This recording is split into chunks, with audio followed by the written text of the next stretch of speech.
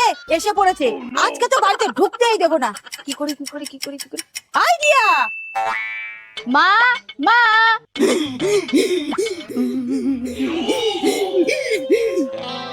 আচ্ছা, বাহ বাহ, বারে বারে ঘুঘু তুমি খেয়ে যাও ধান। দেখাচ্ছি।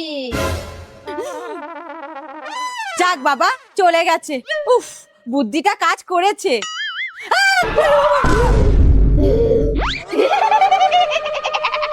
বৌদি, তুমি যে স্কুলে পড়েছিলে না, আমি সেই স্কুলে হেডমাস্টার ছিলাম। ব্যাগটা নিয়ে আসো। रुको जरा।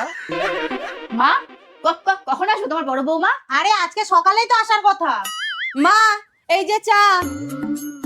শোনো, এত দূর থেকে এসেছি, খালি হাতে যেন যেতে না হয়। আরে তুই চিন্তা করিস না, ও যা নিয়ে আসবে ওইখান থেকে কিছু না কিছু তোকে দিয়ে দেবো। তবে তোমার বড় বৌমার মা খুব ভালো, যখনই যায় তখনই কিছু না কিছু দিয়ে দেয়। কিন্তু তোমার ছোট বৌমার মা খালি নিতে পারলেই বাঁচে।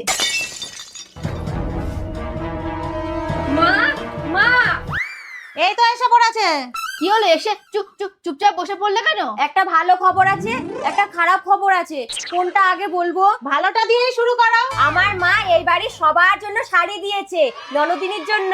বাহ, তাহলে খারাপ খবরটা বলো। ব্যাগটা রাস্তায় চুরি হয়ে গেছে। মা, খালি হাতে বাড়ি যেতে হবে?